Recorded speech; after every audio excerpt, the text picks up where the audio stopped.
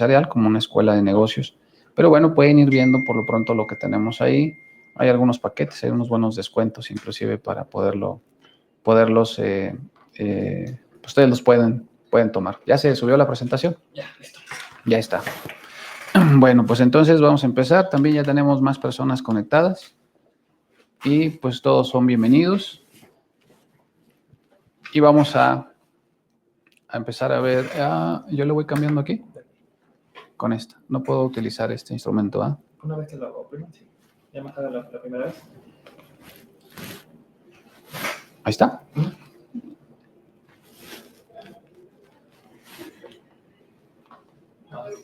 Creo que no, tengo que estarle moviendo, no importa. Lo muevo. Bien, pues bueno, importancia de la logística en el comercio internacional. Yo soy su servidor Ignacio Casas Fraire y bueno, pues vamos a estar aquí platicando. Veo que ya se escucha, ya tenemos todo. Todos me escuchan bien, ¿verdad? Creo que ya estamos bien. Veo que ya me están aquí algunos contestando. Y listo, creo que ya estamos ahora sí bien. Bueno, pues ¿qué es logística? Vamos a empezar definiendo qué es ese concepto para poder hablar de lo que sigue, ¿no? Vamos a ver la logística, como lo define el diccionario de la Real Academia de la Lengua Española. Bueno, pues este nos dice, literal, así como ustedes lo pueden ver ahí en la presentación, nos dice que es parte de la organización militar que atiende el movimiento y mantenimiento de las tropas en campaña. Recuerden que, bueno, pues la logística nace con esa necesidad de las tropas de abastecerse de alimentos, armas, agua, medicamentos y demás, pues para poder abastecer a sus ejércitos. Una guerra pues no la gana nada más el que tenga las mejores armas, sino el que tenga los mejores ejércitos más abastecidos para poderlos mantener en ese frente, y obviamente pues la idea pues, es ganar la guerra, ¿no? Entonces se emplea el método y el simbolismo de las matemáticas, dice también el diccionario, la Real Academia de la Lengua, y nos habla de un conjunto de medios y métodos necesarios para llevar a cabo la organización de una empresa o de un servicio, especialmente de distribución. Vamos a ver que, bueno, cuando hablamos de distribución, pues estamos hablando de las primeras etapas de la logística, ¿no? Recuerden que la logística pues, no es un concepto nuevo, se ha venido pues, a lo largo de la historia siguiendo este concepto de la guerra, ¿no? O del abastecimiento de las tropas. También se habla de la etimología de la palabra griega, de logísticos, que bueno, pues era aptitud para el cálculo. Hablábamos también, decíamos en la primera definición, del cálculo matemático, ¿no? Hablamos también del término latino que decía logista, que se le llamaba así al administrador o a un intendente, obviamente en el ejército, tanto el romano como el ejército bizantino. Y bueno, pues este concepto pues ha venido evolucionando hasta llevarlo al tema empresarial. Y bueno, pues hemos encontrado aquí un concepto contemporáneo que nos habla de arte y táctica que se ocupa para la organización de los flujos de mercancías, energía e información.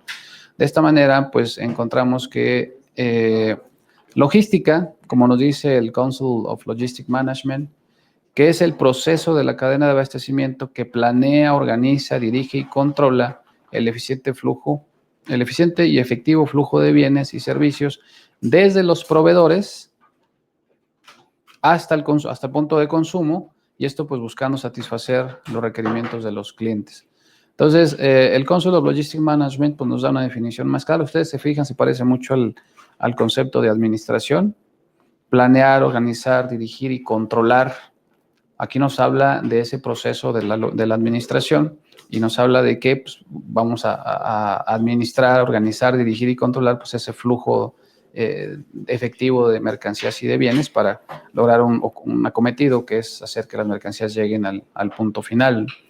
La logística no es como tal una ciencia, no se considera una ciencia porque encontramos a veces definiciones en las cuales pues nos dice eso, ¿no? Que la ciencia que organiza, controla y dirige, en realidad no lo es al no tener un método científico para investigación, o no llevar un proceso, un método científico, pues no se puede considerar como una ciencia. Entonces, estamos hablando de una herramienta de la administración que sirve, obviamente, la administración, esa sí es una ciencia.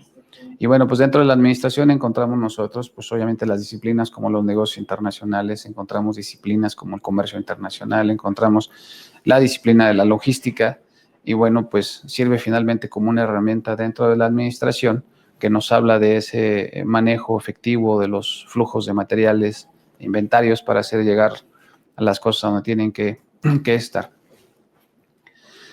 Aquí hay una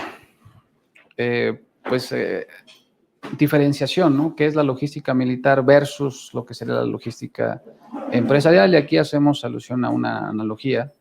Cuando nos habla de Napoleón, cuando pierde la campaña de Rusia, a pesar de ser un ejército bastante fuerte y con todas las capacidades para poder llegar a Rusia y poder derrotar, pues, obviamente, al Imperio Ruso, pues se quedó varado sus abastecimientos en Königsberg, y bueno, pues de ahí pues Napoleón pues finalmente no pudo entrar a Rusia. Entonces pues obviamente una falta de plan logístico, estrategia logística para poder abastecer esos ejércitos, pues los hizo no poder llegar a Rusia, ¿no? Y pues obviamente las condiciones climáticas y demás. Cuando la Segunda Guerra Mundial, aquí los aliados requirieron el apoyo del ingreso de Estados Unidos a la guerra, pidieron el apoyo, Estados Unidos finalmente decide ingresar a la guerra y aporta ese apoyo logístico pues a Rusia, y bueno, Rusia entra a la guerra y finalmente pues termina el conflicto con la toma o la derrota de Alemania, la toma de Berlín, y bueno, pues ahí la historia pues nos cuenta cuál fue esa buena administración, esa buena logística para poder hacer finalmente el triunfo de los aliados, ¿no? Entonces, hablando de analogías, la logística militar dice que es la parte del arte de la guerra que tiene por objeto, pues, proporcionar los medios a las Fuerzas Armadas necesarias para satisfacer, pues, obviamente, las exigencias de la guerra, ¿no? Entonces, es como una parte del arte de la guerra formada en conjunto con la táctica y la estrategia. Bueno, pues es un triángulo esencial que todo militar debe de conocer, obviamente, pues para tener la ciencia de la guerra o el arte de la guerra como una ventaja competitiva, ¿no? Pero aquí, cuando hablamos de logística, pues decíamos que nacía de esta parte del arte de la guerra o la guerra en sí misma, pero la logística pues ha tenido un seguimiento paulatino, ¿no? Entonces, cuando se empieza a aplicar en el sector empresarial, en sus inicios, en la primera etapa de la logística, hablamos de la primera parte del siglo XX, pues hablaba principalmente del transporte para la producción agrícola. O sea, era la coordinación o la organización del transporte para la distribución de los productos agrícolas. Evidentemente, antes en el siglo XIX, final del siglo XIX, pues en su mayoría eran una economía agrícola. Recuerden ustedes que el comercio internacional pues es el que nace a partir de por allá de los años 1870 como una disciplina ya más intensa. Y de ahí pues todo el proceso ha venido evolucionando. Tiene un impasse, digamos, en el periodo entre guerras de 1914 a 1945. En ese proceso, en ese tiempo, pues el comercio internacional dejó de llevar el crecimiento que tenía de forma constante y paulatina antes de esos eventos. Después de 1945 se restablece y de hecho, pues después del 45, en Bretton Woods, cuando se ponen de acuerdo los países en el nuevo orden mundial, pues nace, además del Banco Mundial, del Fondo Monetario, que ustedes ya saben, se planea la creación de una organización internacional de comercio en la Carta de La Habana del 47. Finalmente no se concreta y nace lo que ustedes conocen o conocimos como el GATT desde el 47 hasta 1995, cuando se transforma en lo que conocemos como la OMC. Pues en ese proceso, antes de ese finales del siglo XIX, pues el comercio internacional pues no se veía como lo conocemos, obviamente, o lo conocimos después de la Revolución Industrial. Entonces, el traslado o la distribución de productos eran mayormente productos agrícolas y la exportación de algunos productos terminados en el caso de Europa, pero el abastecimiento de Europa finalmente tenía que ver con commodities que venían de los países colonizados, ¿no? Bueno, la segunda etapa de 1940 a los años 60 empieza a tener ya una función o funciones segmentadas. Empezamos a ver empresas ya departamentizadas, se podría decir la palabra, en la cual pues ya hay una distribución del trabajo más administrado, ¿no? Dentro de la empresa. Y empezamos a ver aquí aspectos ya, aspectos que tienen que ver más con la eficiencia de la producción, obviamente de los flujos de materiales dentro de la misma empresa. Y bueno, pues hablaba ya de almacenajes, transporte y bueno, ponía énfasis en esos puntos y obviamente pues en la distribución de esos productos terminados. En la tercera etapa de los años 60 hasta los 70 aproximadamente, pues ya hablamos de funciones integradas, los departamentos ya están funcionando de una forma más efectiva, se pone énfasis en la distribución física de las mercancías, seguía siendo la distribución como un factor de importancia para la logística. Hablar de logística y distribución en esos tiempos, bueno, pues casi era una analogía, hablar del mismo tema, el mismo concepto, ¿no? Hablar de sinónimos.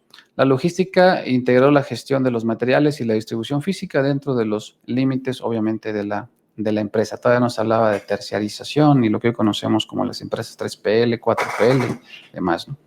En la cuarta etapa hablamos de los años 70 a los 80 y aquí se empieza a poner ya énfasis en el cliente. Aquí empieza, digamos que el marketing, no es que nazca el marketing aquí, pero es cuando el marketing se enfoca en qué es lo que el cliente quiere y el cliente es el que decide cómo quiere ese producto. Aquí la logística en esta cuarta etapa, bueno, pues ya empieza a tener interés sobre los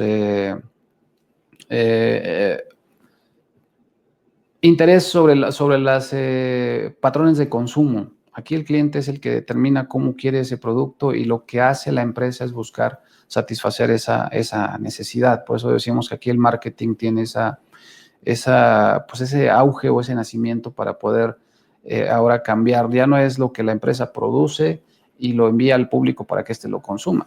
Ahora es un público más exigente y que obviamente pues determina qué es lo que quiere consumir y ahí las empresas entonces cambian su estrategia para empezar a buscar esa satisfacción al cliente.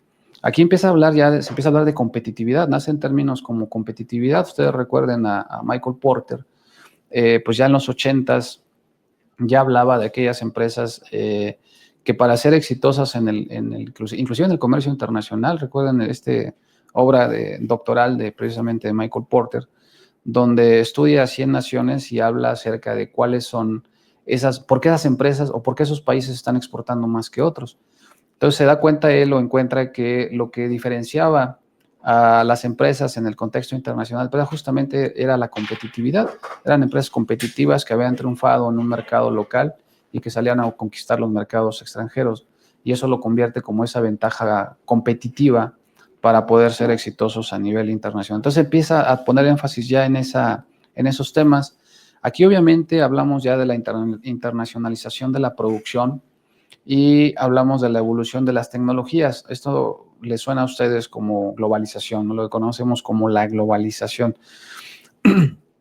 Aquí me detengo un poquito en este término, en esta parte de los 70s a los 80s, empieza a haber una fuerte internacionalización de la producción y aquí nace algo que conocemos ahora como los tratados internacionales, que en realidad pues, son acuerdos regionales comerciales, los ACRs, que a la fecha, dice el Banco Interamericano de Desarrollo, para el año pasado, año antepasado, el reporte del año pasado, pues nos habla de alrededor de 270 acuerdos comerciales que que existen actualmente en los países o que tienen registrados la OMC como acuerdos entre diversos países.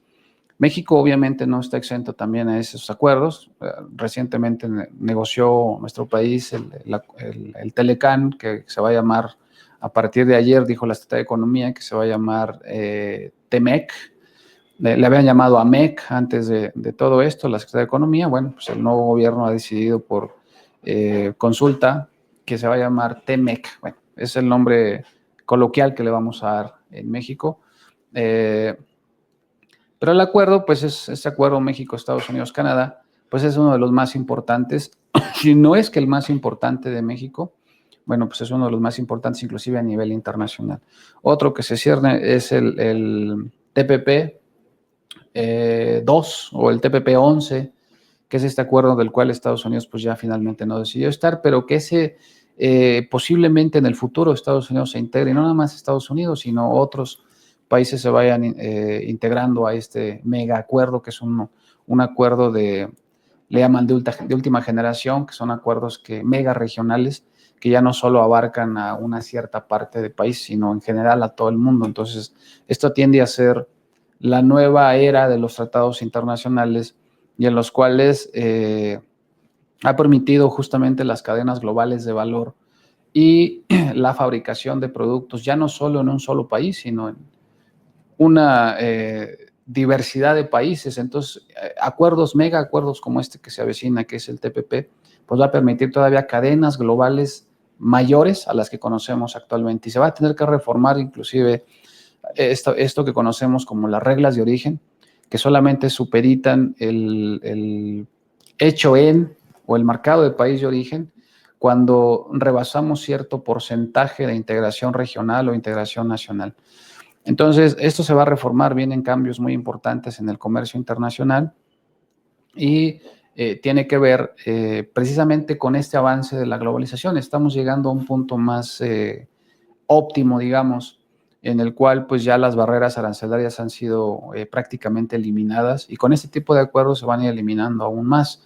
Ahora nacen otros temas como las regulaciones y restricciones no arancelarias, que han sido ahora mayores, cada vez son mayores en contraposición a los aranceles, ¿no? A la imposición de aranceles. Entonces, los aranceles ya no son un problema, ya no son una barrera al comercio internacional. Ahora son las regulaciones las que están impidiendo en muchos casos, o poniendo lo que la OMC dice, los obstáculos técnicos al comercio, o las restricciones, por ejemplo, en el caso de Secretaría de Economía, que impone restricciones a la importación de algo a través de cupos, a través de permisos previos, a través de avisos automáticos, etcétera. Y regulaciones, pues todas aquellas dependencias como Secretaría de Salud, como Sedena, Zagarpa, que aplican algún tipo de permisos para poder ingresar mercancías al país, o normas oficiales mexicanas. Entonces ahora estamos luchando más bien contra esas regulaciones no arancelarias, y bueno, pues el comercio cada vez lo queremos llegar como el comentario en este punto es que el comercio internacional pues cada vez es más libre, pero también es más regulado. Entonces, bueno, esto tiene que ver con la internacionalización de la producción, y bueno, pues ahora esto de internacionalización de la producción, que nació como un concepto en la década de los 70s, 80s, ahora le llamamos cadenas globales de valor. Y bueno, pues la evolución de la tecnología evidentemente tiene que ver con todo esto. El flujo de información ahora ya se da en tiempo prácticamente real. El hecho de hacer un pedido hace algunos años, hace algunos 10 años todavía, elaborábamos una orden de compra, la imprimíamos, y existía un aparato que tal vez muchos de ustedes ya no conocen, que se llamaba fax, y a través del fax pues enviábamos ese documento, y luego teníamos que hablar para confirmar si realmente habían recibido ese fax. Y bueno, pues todo el proceso subsiguiente para culminar una compra internacional. Ahora se hace en tiempo real, o sea, hacemos a través de un simple, una conexión electrónica, en la cual pues inclusive puedo ver los inventarios que tiene ese proveedor, si están disponibles, y hago la compra electrónica, automática, y eso pues nace en la siguiente fase, que estamos hablando ya de los 80s al 2000, y empezamos a hablar de algo que se conoce como el e-logistics. Y bueno, pues el se ha convertido en algo, ahora un lenguaje cotidiano en la jerga del comercio internacional, y hablamos de e-commerce o de e-comercio, y términos como business to commerce, Hablamos de sistemas de información, hablamos de, ahora sí, un servicio al cliente, ¿no? El cliente sigue mandando, recuerdo, desde la década de los 70s, 80s, pues ya el cliente era lo más importante, pero también hacen conceptos como 3PL, que es una empresa 3PL, que es una empresa 4PL, que junto con esta evolución de la logística en la quinta etapa, decíamos de las 2 décadas, del 80 al año 2000, pues ya la logística se convierte en algo, un elemento diferenciador. Y aquí estamos hablando ya de estrategia, que se conoce como la última frontera, en la que se pueden explorar nuevas ventajas competitivas. Y aquí nace un término que se conoce como Supply Chain Management o cadenas de suministro. Hablábamos ahorita de las cadenas globales de valor, es el nombre que le da la OMC, el Banco Interamericano, y bueno, el Fondo Monetario, etcétera. Esas cadenas globales de valor, pues lo que están haciendo es la internacionalización de la producción, y ya no podemos saber dónde fue hecho un producto. Sí podemos saberlo por reglas de origen, por las fórmulas que me dan los diversos acuerdos comerciales para calcular. Inclusive la propia OMC tiene un acuerdo de reglas de origen y me dicen cómo calcular esa integración regional. Pero va a ser difícil, es difícil saber dónde realmente fue hecho un producto, porque en el caso del Telecán hay productos que cruzan hasta 6 veces la frontera para llegar a un país. Es decir, se manda una materia prima, se le hace un proceso, regresa al país, se integra a un producto semi-terminado, se va a otro proceso, a otro país, regresa de ese otro. Y no puede ser solamente de los países integrantes del Telecán, sino traemos una pieza, tal vez mandamos una materia prima a Estados Unidos, se convierte en un plástico. Ese plástico puede ser una carcasa de un algo, se trae a México. Aquí en México se le pone se integra a lo mejor a una computadora de un automóvil, se manda la computadora a Japón para que se le integren algunos chips de rastreo, se me ocurre, y luego de ahí lo mandan tal vez a un país del sudeste asiático para que se le pongan algunos cables que se fabrican en ese lugar. Empresas obviamente de la misma cadena de suministros, los Tier 1 y Tier 2 que conocemos en el sector automotriz, etcétera. Entonces se regresan otra vez a México. En México se integran a un auto, a un carro, que es un producto terminado, y ese producto se exporta. Puede ser a Estados Unidos, puede ser a Canadá, pero también puede ser a Sudamérica. Entonces, ¿cómo determinamos el origen de esa mercancía? Obviamente tenemos algunas reglas, ¿no? Como el salto arancelario, por ejemplo. Pero el salto arancelario, bueno, puede ser con productos que no son originarios de la región, en algunos casos, pero ya se convirtió finalmente en hecho en México. Luego eso lo mandamos a Canadá para hacerle otra integración. Se hace una integración regional, se manda a México, se integra un carro y luego se manda a Estados Unidos. Es originario. ¿De dónde? Pues ya no es hecho en México, ya ahora es, como decía Pascal Lamy, el ex secretario de la OMC, ahora es hecho en el mundo, y debemos de crear ese concepto ya de hecho en el mundo y no solamente hecho en un solo lugar. Entonces están cambiando, decíamos, las reglas de origen, y tienen que ver con toda esta nueva terminología que se está utilizando en la logística, que se está utilizando en el comercio internacional, y estos conceptos pues, de e-commerce y logistics, 3PL, 4PL. Y esto ha llevado también en estas cadenas globales de valor pues a la utilización de empresas especializadas en logística. Anteriormente hablábamos de empresas que solamente se dedicaban al puro transporte o al puro almacenaje, o se dedicaban al despacho aduanero. Ahora hay empresas que nos ofrecen todo ese tipo de servicios. Entonces, esa misma empresa que yo contrato para traer un producto desde Japón, esa misma empresa naviera o ese freight forwarder hace la recolección en Japón de ese insumo que yo requiero. Ellos se encargan de cruzar la frontera, de hacer el servicio de la exportación en Japón, subirlo a un avión o subirlo a un barco, traerlo hasta una aduana de México, y en México inclusive me ofrecen el servicio también del despacho aduanero en el país. Pagan, obviamente los impuestos los pago yo importador porque es una obligación legal en el país, pero a través de ellos me hacen servicios puerta a puerta, y entonces me entregan a mí las mercancías en mi bodega cuando yo las requiero. Si yo requiero de ellos también el servicio de almacenaje, también lo pueden hacer, me almacenan la mercancía hasta que yo la vaya requiriendo, me la van abasteciendo. Y luego se las puedo regresar con un producto terminado para que ellos se encarguen de la distribución. Hay empresas más avanzadas todavía, que son las empresas 4PL, que se encargan inclusive de la venta de ese producto mío. Y bueno, pues con sus clientes, con sus cadenas con sus canales de comercialización. Y bueno, pues a mí solamente me dejan la parte de la producción, que es lo que yo sé hacer, y ellos se hacen cargo de todo lo demás. Esas son las empresas 3PL, 4PL, están evolucionando. Y aquí pusimos una nota que dice que el 73% de las compañías en Estados Unidos están utilizando empresas 3PL, bueno, ya también 4PL, y bueno, pues productos de consumo, automotriz, química, computadoras y refacciones principalmente. Entonces, cada vez está haciendo algo que conocemos en el argot también como el outsourcing, y este outsourcing pues no es otra cosa más que utilizar los servicios de terceros para poder tener yo un mejor desempeño. Decíamos, yo me dedico a la producción de un algo, o sea, tal vez un auto, tal vez carros, pues me voy a dedicar y voy a enfocar toda mi expertise en la fabricación de carros, no en la distribución. Habiendo empresas que lo pueden hacer, bueno, pues tal vez me hago del servicio, me acerco a ellos para que me ofrezcan el servicio, pero obviamente pues es todo un proceso de evaluación para poder determinar mi trade-off, si me conviene o no me conviene la utilización de ellos, ¿no? Pero bueno, están avanzando y la logística pues ha llevado ese avance, digamos, ¿no? Hasta llegar a unas cadenas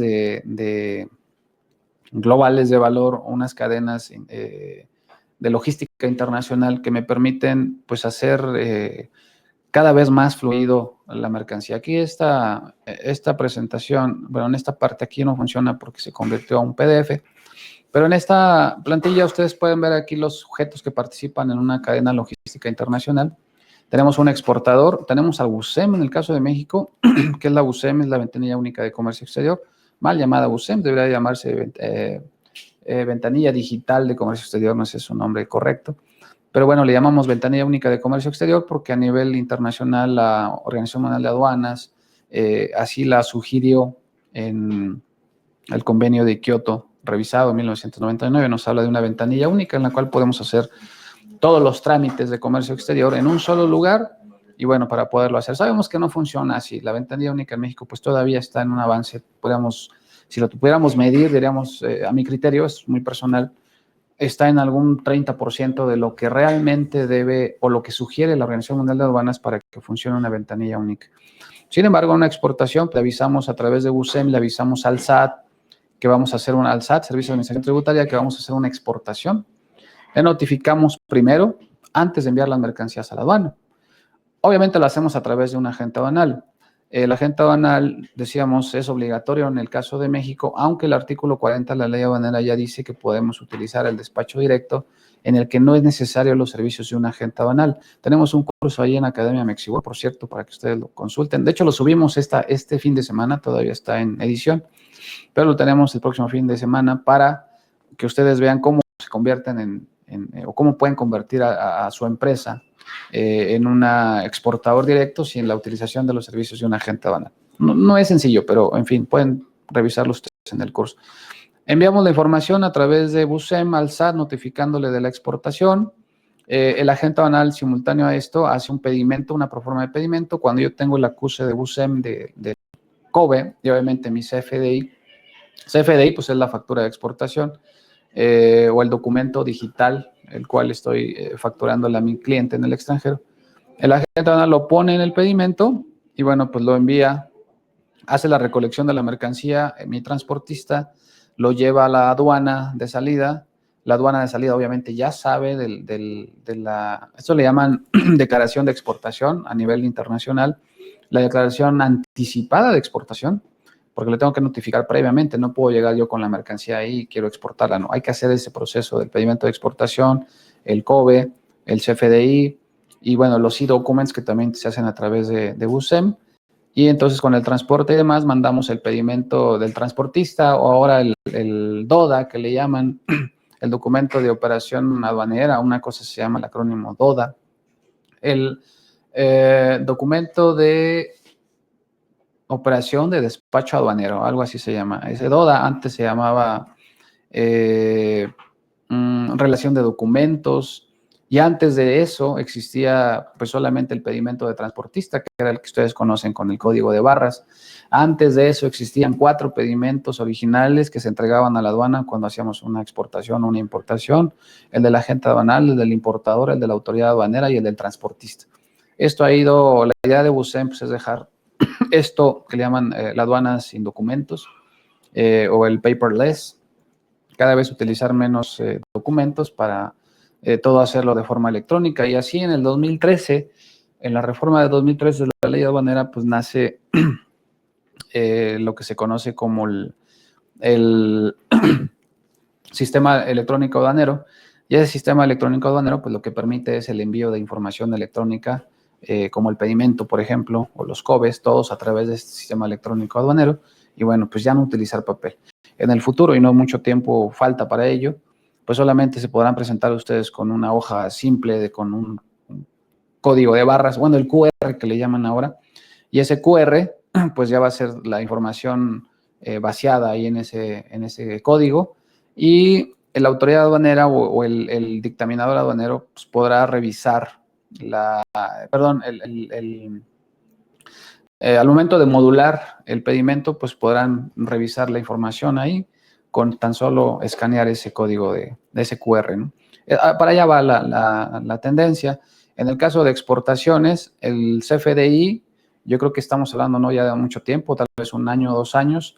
El CFDI, al momento que le incrustamos, o el SAT pidió que se incrustara, en el caso de las exportaciones definitivas, se le pusiera los complementos de comercio exterior que conocemos, pues en ese momento, al momento que le ponemos Incoterm, que le ponemos fracción arancelaria, que le ponemos obviamente el valor y todos los demás datos que lleva la factura o el CFDI de exportación, pues le estamos diciendo ya con toda seguridad qué es lo que lleva. Entonces el pedimento de exportación ya se convierte en algo obsoleto. El pedimento, estamos hablando de 1 año, 2 años, no creo que pasen 2 años. El CFDI de exportación en operaciones A1 va a sustituir al pedimento. El pedimento ya no es necesario. Y si no es necesario, pues entonces el agente aduanal tampoco es necesario, porque el agente aduanal es el único que hace pedimentos, ¿no? Entonces el agente aduanal no va a ser necesario en la exportación. Ese va a ser el primer paso que va a dar México en ese sentido.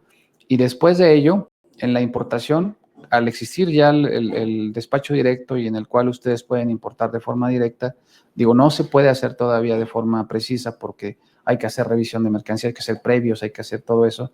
La autoridad todavía no nos tiene la suficiente confianza para autodeclarar nuestras mercancías en importación y por eso seguimos utilizando la agente aduanal.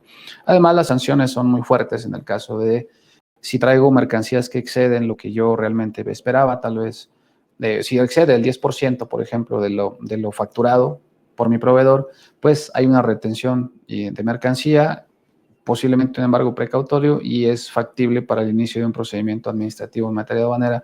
Y bueno, los créditos fiscales en comercio exterior pues, son bastante onerosos, además el tiempo que se pierde en todo eso. Entonces esa parte la tiene que reformar el SAT para poder dar soluciones más expeditas a los casos de procedimientos administrativos. Todavía eso no está terminado, pero en el caso de exportación sí, porque en la exportación pues no hay sanciones.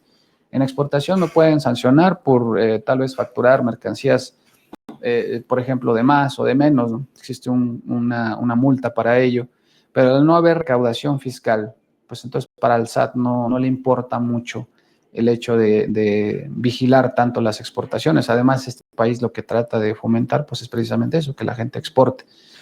No quiere decir que lo hagan mal, o sea, tienen que hacerlo bien, pero el CFDI va a sustituir al pedimento y por lo pronto, pues a los agentes aduanales, ni modo, van a tener que dejar de cobrarnos por ese servicio, que además creo que no es nada barato y no es necesario. Entonces, viene eso, en eso se cierne ahorita estos cambios. Una vez que la información está en la aduana, bueno, pues ya podemos ingresar las mercancías. La aduana mexicana le notifica al país al cual va la mercancía que va a llegar. Esto se llama intercambio de información entre aduanas. Hay una red de aduanas, de hecho hay una conexión entre la Organización Mundial de Aduanas, en la cual los países pueden estar conectados unos con otros, y les pide que hagan esa interconexión para poder establecer cadenas le llaman cadenas logísticas seguras, ¿no? De ahí es donde nace inclusive los que ustedes conocen como los antes, los NEC, nuevo esquema de empresa certificada, ahora se llaman OEA, operador económico autorizado, que son las empresas que reciben un VIP, un pase VIP para poder hacer exportaciones e importaciones por carriles exclusivos como el FAST, como el Express. En Estados Unidos se le conoce como CityPath.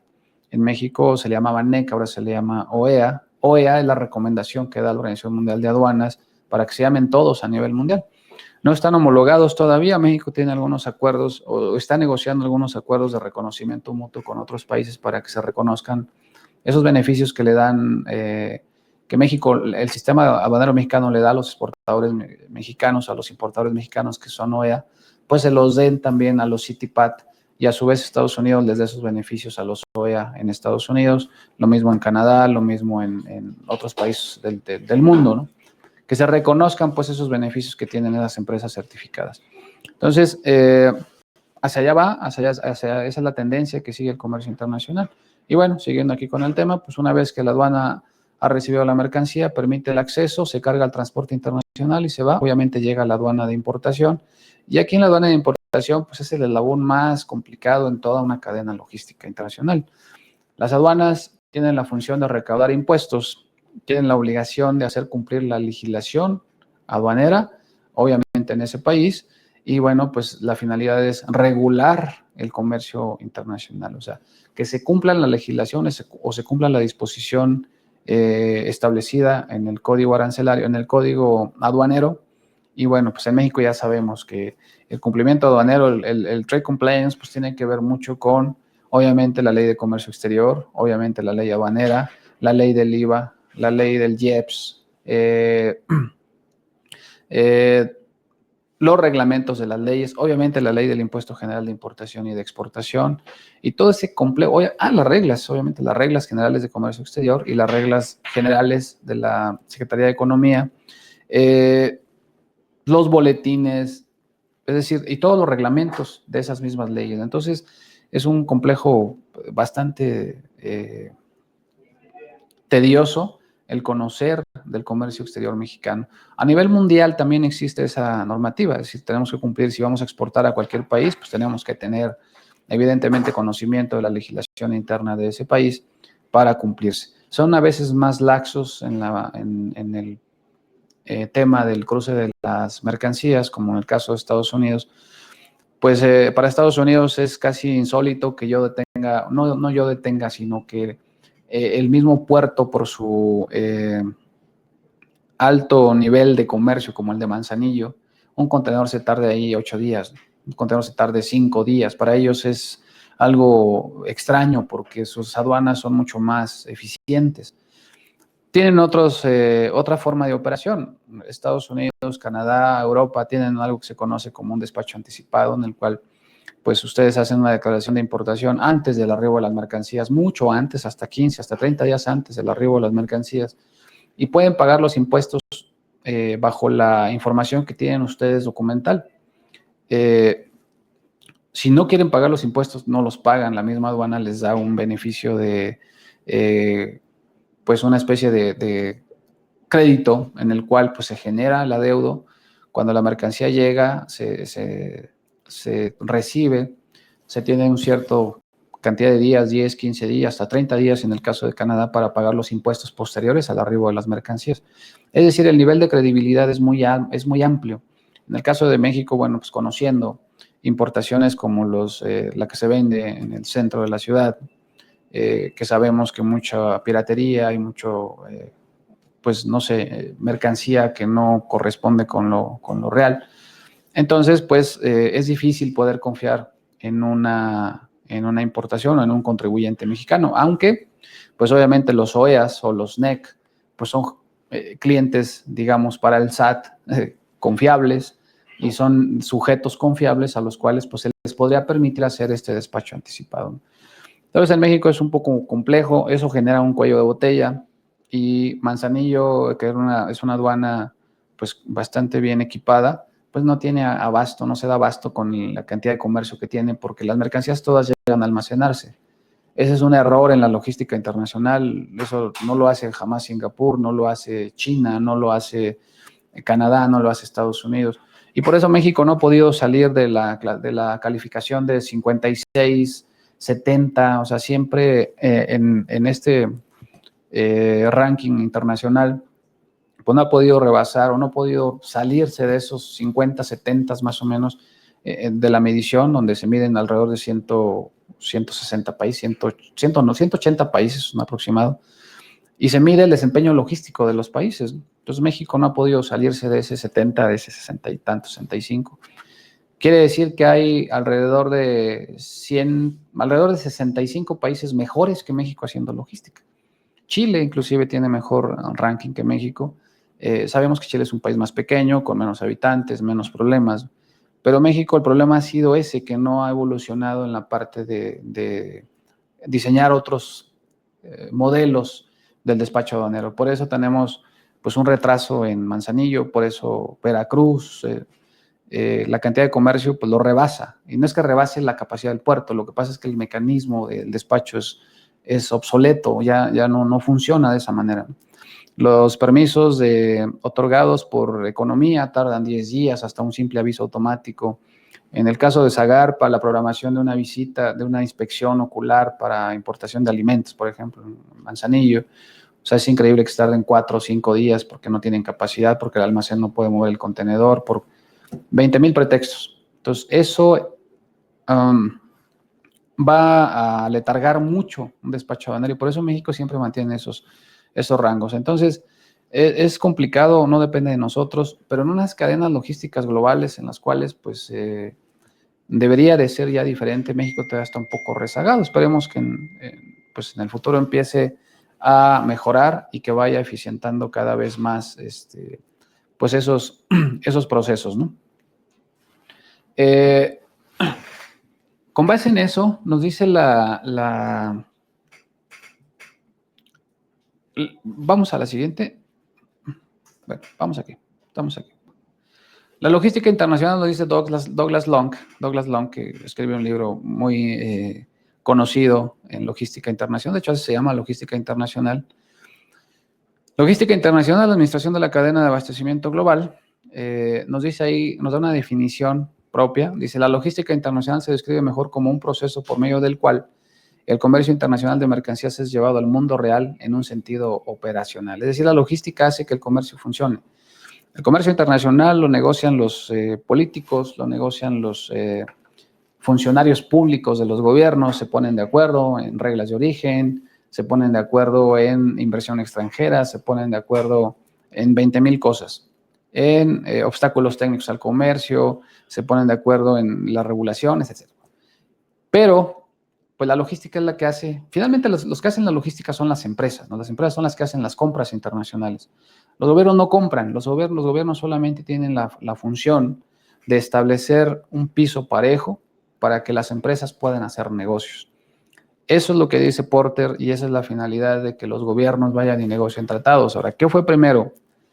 Si los países fueron a buscar los tratados para que las empresas funcionen haciendo negocios a nivel internacional, o fueron las empresas las que fueron a hacer negocios y una vez que estaban haciendo negocios, entonces les pidieron a sus gobiernos que hicieran algunos tipos de acuerdos con esos países para que les pusieran un piso más parejo y bueno, pues puedan hacer de una mejor manera esos negocios, ¿no?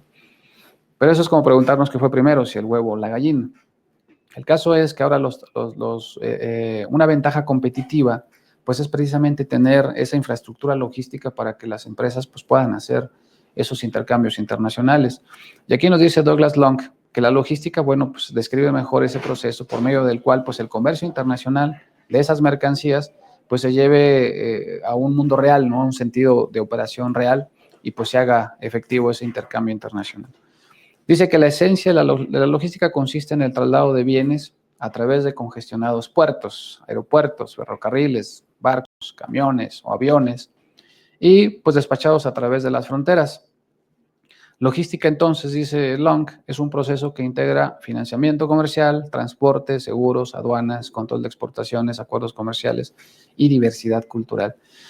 Esos temas son los que tienen que conocer ustedes que hacen logística internacional. Es decir, van a ver ustedes transporte, diferentes tipos de transportes con los cuales van a tener este movimiento físico de las mercancías, van a tener que lidiar con puertos y aeropuertos, van a tener que lidiar con fronteras congestionadas y van a tener que aprender cómo hacer pues esos cruces a nivel internacional, esos despachos aduaneros a nivel internacional, primero local y luego internacional. Y aquí los Incoterms juegan un papel muy importante.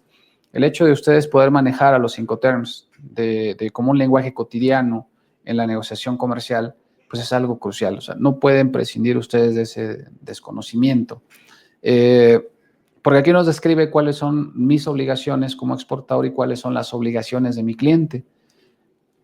De esta manera me pongo de acuerdo en ese lenguaje cuáles van a ser mis gastos, hasta dónde se incluyen mis gastos y hasta dónde se incluyen los de él, o de ella.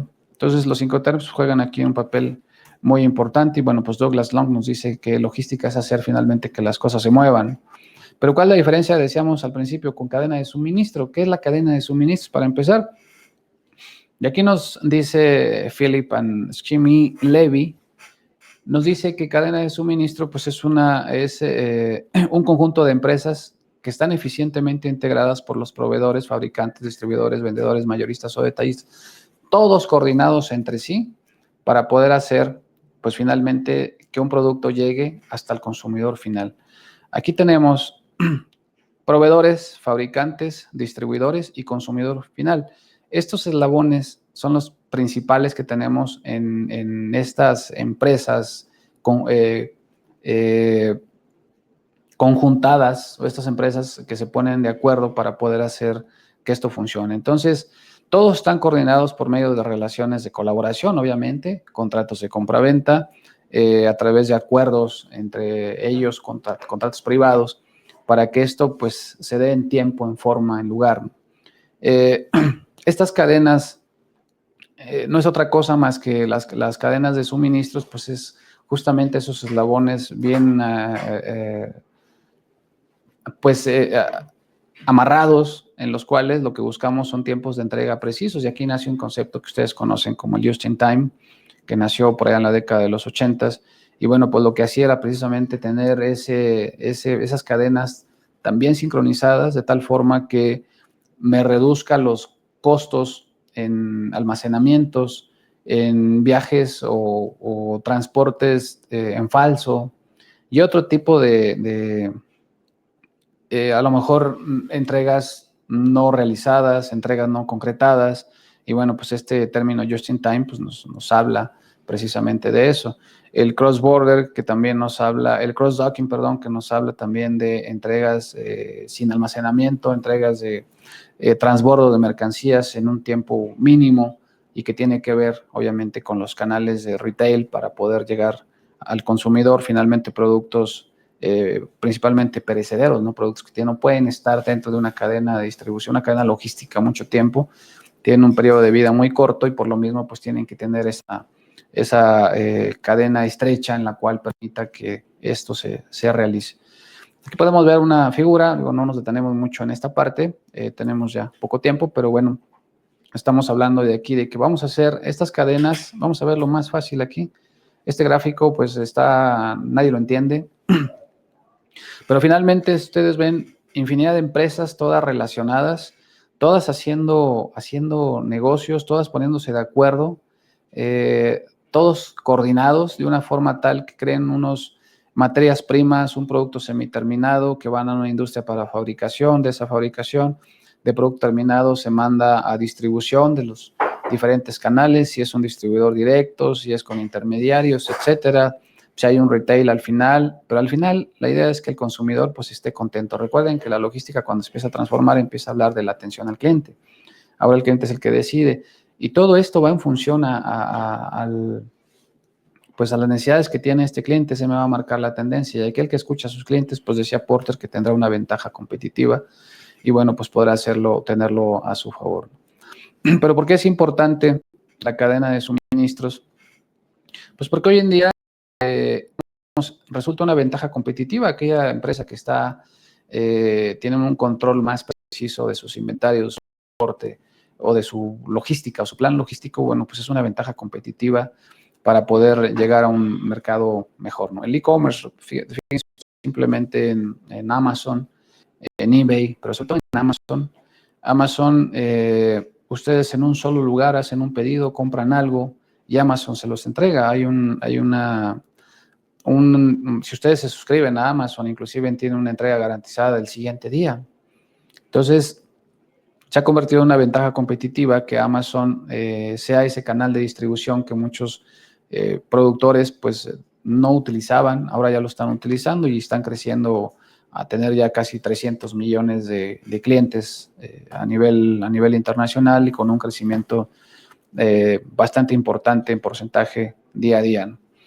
Entonces, pues esto nos permite, las cadenas de suministros, pues nos dice que también se ha convertido en algo muy especializado y esa selección de proveedores, combinado obviamente con los clientes, pues nos crea este núcleo de la cadena de suministros de esa empresa y pues la tecnología tiene mucho que ver porque tenemos que tenerla como aliada para poder estar viendo en tiempo real estos procesos de entrega, distribución, compras, etcétera, proveedurías y demás. Y bueno, pues estos esfuerzos compartidos entre los diferentes actores de la cadena de suministros, pues nos llevan a una mayor satisfacción del consumidor final o de nuestro cliente. De ahí la importancia de las cadenas logísticas. No hay una empresa ahorita que no esté inmersa en una cadena de suministros y sea parte de alguna de ellas, ¿no? Muchos de ellos son exportadores indirectos, a veces ni se dan cuenta que están exportando porque le venden a alguien que fabrica un algo para un insumo que a su vez se va a establecer en otro producto, ¿no? Entonces, el desempeño logístico en México, nos dice el Banco Mundial, que la infraestructura logística de una nación representa pues, uno de sus recursos más relevantes en virtud de lo que posibilita pues, el intercambio comercial. Es una ventaja competitiva, pero también puede ser una ventaja comparativa, como decía David Ricardo, ¿no? Solamente que pues esa ventaja comparativa, David Ricardo pues lo establecía principalmente en tres factores, ¿no? Que era el trabajo, el capital y la tierra. Entonces decía que aquellos países que tenían más de o alguno o tenían más de eso, pues era lo que iban a exportar. En el caso de México, pues sabemos que lo que exporta no exporta capital, tampoco exporta productos derivados de la tierra, aunque sí tiene un buen porcentaje de más de 30,000 millones de dólares en exportación de productos derivados del campo. Pero lo que más exporta México es mano de obra. Somos un país maquilador que atrajo inversión extranjera a través del Telecán, pues atrajo mucha inversión extranjera. Lo que hacemos es fabricar cosas y mandarlas al extranjero. Estamos exportando, pero en realidad no estamos exportando productos nuestros, estamos exportando productos que maquilamos, que fabricamos y que enviamos. Entre ellos pues es el sector automotriz, la industria electrónica, la eléctrica, la aeronáutica, decíamos también productos derivados del campo, agroindustriales, y tenemos ventaja en algo que sí producimos, como es el tequila, como el mezcal, como algunos productos pues obviamente ya preparados, alimenticios, como los cítricos, y que estamos exportando, y bueno, tenemos una buena proporción ya en exportación, exportamos carne también.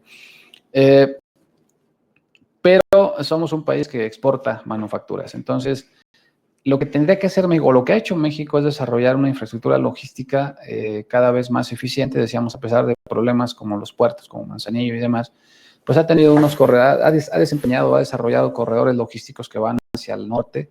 Y si ustedes que trabajan en este tema del comercio internacional se dan cuenta que no es lo mismo hacer una importación o una exportación hacia Estados Unidos que hacerla, por ejemplo, hacia Guatemala o a Belice. En Estados Unidos somos totalmente eficientes, somos muy rápidos en hacerlo porque está diseñada esa plataforma logística o ese corredor logístico hacia el mercado del norte. Y bueno, pues lo hacemos porque obviamente es el mejor negocio. En ese tratado, en el Telecán, es en el que tenemos un superávit comercial. Y con ese superávit casi pagamos todo el déficit que tenemos en todos los demás tratados. Entonces, por eso cuidamos tanto esa relación comercial con Estados Unidos. Si tuviéramos una infraestructura mejor en puertos, en aeropuertos, tan solo Doing Business del Banco Mundial nos podría catalogar nos daría otra posición dentro de ese ranking, porque dice el Banco Mundial que, bueno, pues tener una infraestructura logística pues, es una ventaja competitiva para poder ofrecer a nivel internacional, para poder ofrecer mejores servicios, y México se puede convertir en una plataforma logística muy importante para abastecer servicios en Estados Unidos y Canadá, además de Sudamérica. México tiene ese potencial, pero bueno, ha quedado un poco rezagado ahí. Ahora sí tenemos un inventario nacional de 117 puertos, más de 370,000 kilómetros de redes carreteras, 27,000 kilómetros de vías ferroviarias, 76 aeropuertos, los más importantes, 49 aduanas, 66 terminales ferroviarias y de articulación intermodal. Y pues esto, ¿qué es lo que hace? Pues permite que la nación pues tenga un volumen creciente de intercambios de comercio exterior, alrededor de 840,000 millones de dólares, que es lo que es el valor de nuestro comercio internacional, de los cuales 420,000 más o menos es exportación, y de eso desafortunadamente pues el 80% se va a Estados Unidos, 82% al Telecán, y bueno, pues nos pone en desventaja en caso de malas decisiones que tomen en Estados Unidos, pues nos afectan de forma extraordinaria. Pero bueno, pues tenemos un comercio muy internacional muy activo, y eso pues les permite a ustedes que tengan más trabajo. Las empresas, está comprobado que las empresas transnacionales que invirtieron en México pues pagan hasta un 40% más en salario que las empresas nacionales. Entonces, pues es algo que finalmente tiene una ventaja importante para nosotros los ejecutivos o ustedes expertos en comercio internacional y en logística. México, bueno, pues tiene más de 11,000 kilómetros de costas, en los cuales pues tiene puertos de altura, puertos de cabotaje.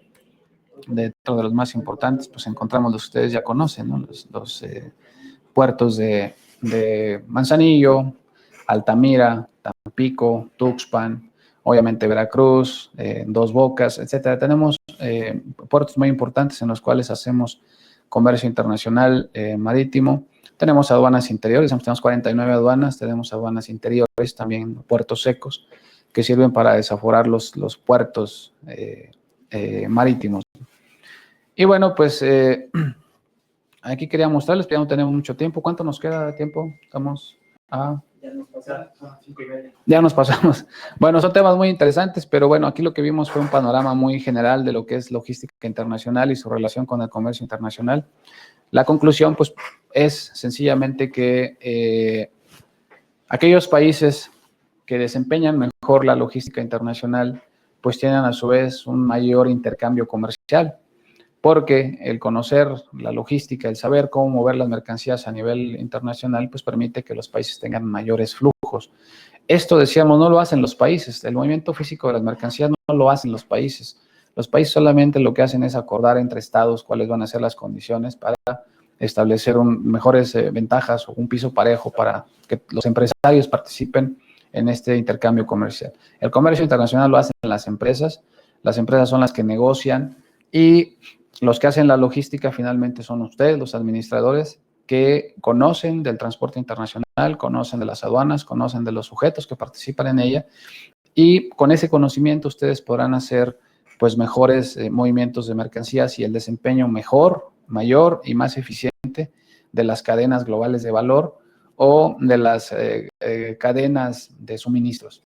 Entonces, bueno, pues todo eso podemos hablar horas y horas de este tema, pero lo podemos ver ya más a detalle en el Diplomado de Logística Comercial Internacional.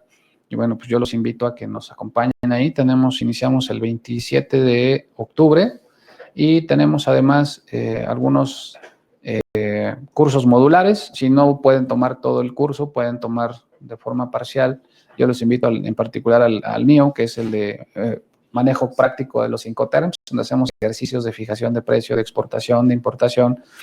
Conocemos los Incoterms de la A hasta la Z. Inclusive tenemos un libro de mi autoría que, bueno, pues está a su disposición por si lo quieren adquirir. Se les hace el envío sin costos de envío, ¿verdad? 260 sin costos de envío. 260 sin costos de envío, cualquier parte de la República. Y hablamos precisamente pues, de la logística internacional y hablamos de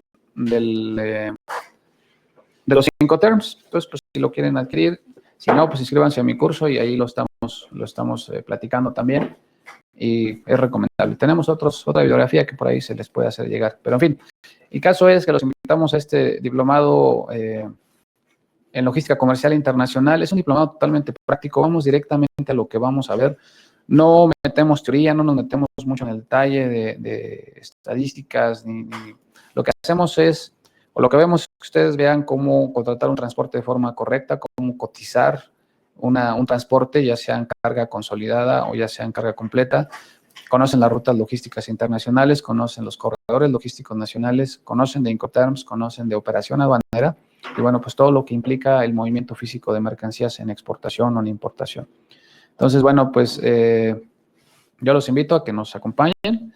Más información lo pueden ver ustedes en, aquí dice Adademia, no es Academia, es Academia Mexiworld, no es Adademia Mexiworld. academiamexiworld.com o en mexiworld.net pueden encontrar más información, no nada más de logística comercial internacional, sino de todos los cursos.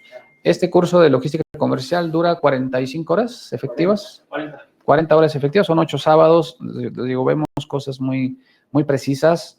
Ya no van a ver ustedes de quién es el padre de la logística, quién inventó la logística, lo que vimos de las etapas de la logística, pues ya no es necesario. Lo que van a ver ustedes es información precisa y concisa del movimiento físico en los puertos, en intermodal, el transporte intermodal, los cruces fronterizos, decíamos en operación aduanera, cómo se hace una operación aduanera, cuáles son los documentos que requieren ustedes para poder importar o exportar.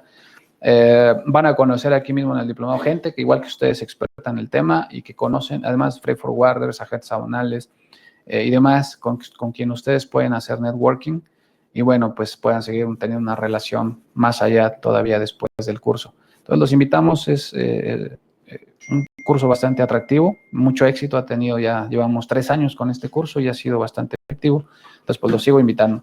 De mi parte, pues muchas gracias por su tiempo, espero les haya servido la información, nos vamos a estar viendo en el curso y bueno, pues los esperamos por aquí.